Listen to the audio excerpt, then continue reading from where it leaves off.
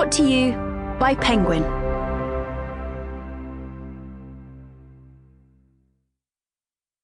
Bad Nature by Ariel Courage. Read by Chia Court.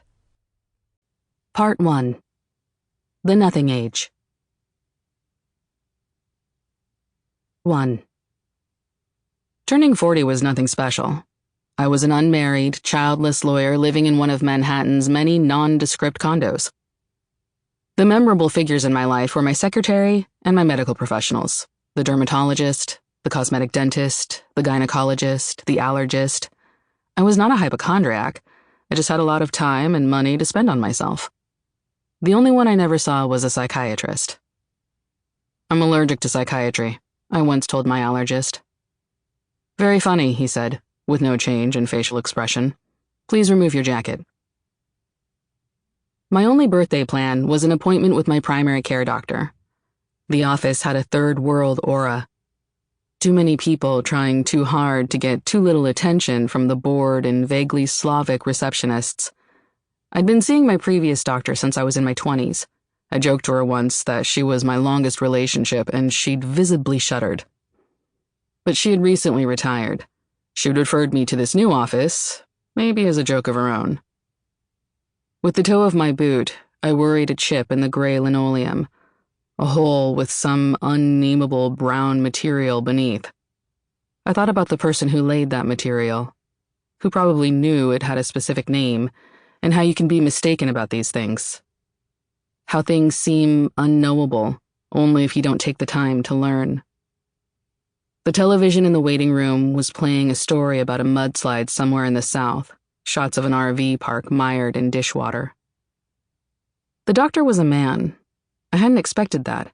He had a unisex first name, and I hadn't bothered to look him up before coming, accepting my old doctor's recommendation on faith, not wanting to anticipate her punchline. He had a fatherly manner, or at least what I think is commonly considered fatherly. I wouldn't know.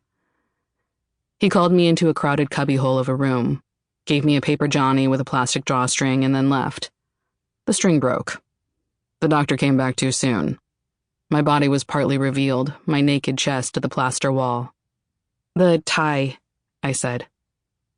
That's fine, said the doctor of the string, waving his hand dismissively. He spoke with a slight, untraceable accent that made his voice seem kinder, softer, more patient.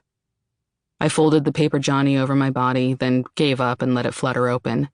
It was ridiculous anyway, with him about to examine me. I wasn't sure if those Johnnies were designed for the benefit of the patient or the doctor, so that they wouldn't have to take in the problem of the patient's body all at once. Lie back, the doctor said, and I did. He leaned over me and fidgeted his gloved fingers over my chest. He had very brown skin. I looked up first at the thick hair in his nostrils and then to the ceiling lamp. I stared until it burned white circles into my vision that faded when I finally blinked. The doctor's eyes were fixed at some point far from me, like he was looking at sheet music. He said, my stupid body his instrument. I snorted. Excuse me, I said, and then mortifyingly, I'm ticklish. When the exam was over, the doctor sat in front of the computer, face blue. Oh, happy birthday, Hester, he said absently, wrapped in my chart. Thanks. 40 was a good year. 40 is an old year. Just wait until you're my age. He could have been anywhere from 40 to 70. He had one of those illegible faces. Hope you're not in any rush, he said. To get old?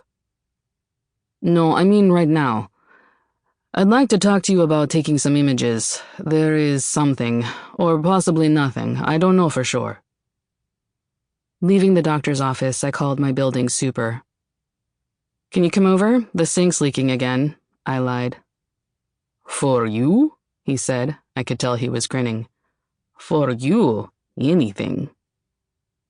Within an hour, I fucked my objectively repulsive super. Technically, he was only responsible for communal areas of the building, but he often performed free labor around my condo, mounting picture frames or moving heavy furniture. The kind of free labor Sample complete. Ready to continue?